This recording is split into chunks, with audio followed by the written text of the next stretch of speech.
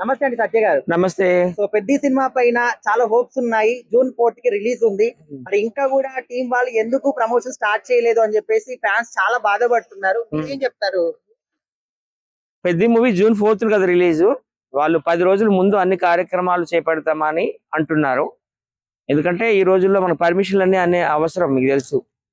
ఏదైనా audio function పెట్టాలన్నా ఏం చేయాలా కానీ పోలీసుల పర్మిషన్ కావాలి. ఇంకా పోలీసుల పర్మిషన్ రాలేదని నేను విన్నాను. సినిమా అయితే గ్రాండ్ సక్సెస్ అవ్వాలని కోరుకుంటున్నాను. ఎందుకంటే పులి కడుపులో పులి ఎప్పుడు పడుతుంది, పిల్లి పట్టదు. చిరంజీవి శ్రీదేవి కాంబినేషన్ లో జగదేగ 1990లో వచ్చింది. అది బ్లాక్ బాస్టర్, అది ఇండస్ట్రీ హిట్ అయిపోయింది.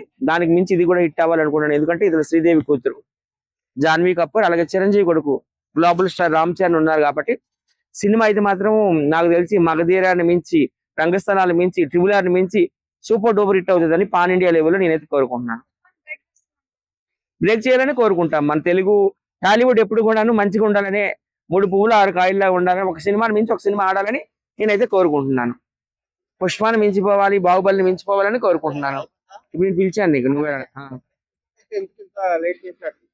లేట్ అంటే పర్మిషన్ రావాలి కదండి. ఫంక్షన్ చేయాలంటే పోలీస్ శాఖ వారి పర్మిషన్ తీసుకోవాలి కదా, గవర్నమెంట్ పర్మిషన్ తీసుకోవాలి కదా. జూన్ 4 గంటకి చాలా టైం ఉంది, ఇంకా 20 డేస్ పైనే ఉంది. 10 రోజులు 15 రోజుల ముందు అన్ని కార్యక్రమాలు వాళ్ళు స్టార్ట్ చేస్తారు. అంతవరకు కూడాను ఫ్యాన్స్ అందరూ కూడాను వినయంగా, సహనంగా ఉండాలని నేనైతే కోరుకుంటున్నాను.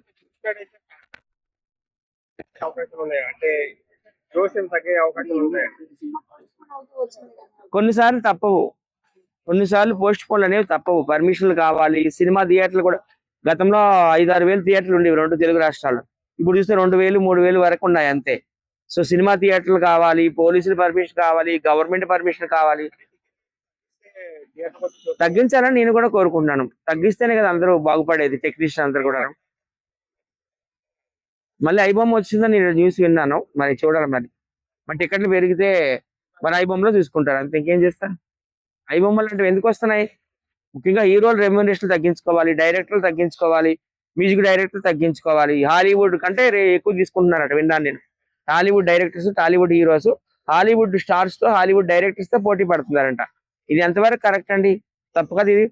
వాళ్ళు కూడా తగ్గించుకోవాలి. ఒకప్పుడు చిరంజీవి గారి రెమ్యూనరేషన్ ఎంత ఉంటుందండి? 10 లక్షలు ఉండేది. ఇప్పుడు ఎంత? 10 కోట్లు. ఇంకా ఇంకా వీళ్ళు రామ్ చరణ్ వీళ్ళందరూ 100 కోట్ల పైన తీసుకుంటున్నారట రెమ్యూనరేషన్. వాళ్ళందరూ ఖచ్చితంగా తగ్గిస్తే సినిమా అనేది మధ్య తరగతి కుటుంబాలకి, పేద ప్రజలకు కూడా అందుబాటులోకి వస్తుంది అనుకుంటున్నాను.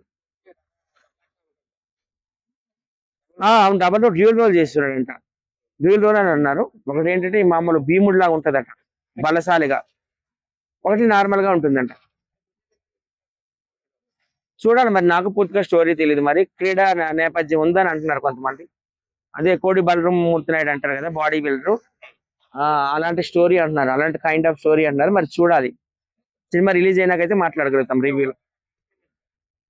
సహనంతో ఉండండి, ఓపికతో ఉండండి. ఇంతకు ముందులా కాదు, ఇప్పుడు పరిస్థితులు మారిపోయి. ఇంతకుముందు థియేటర్లు ఎక్కువ ఉండేవి, సో ఇప్పుడు థియేటర్ చాలా తక్కువ ఉన్నాయి 2 తెలుగు రాష్ట్రాల్లో. అలాగే ఇప్పుడు ఇంతకు ముందులా కాదు, స్ట్రిక్ట్ గా ఉంది గవర్నమెంట్ కావచ్చు, పోలీస్ డిపార్ట్మెంట్ కావచ్చు. అందరు పర్మిషన్లు తీసుకున్నాక అన్ని ప్రీ రిలీజ్ ఈవెంట్లు కానీ, రిలీజ్ ఈవెంట్లు కానీ అన్ని చేసుకుంటారు. అంతవరకు ఓపికతో, సహనంతో ఉండండి. All the very best. Global star Ram Charan, Peddi.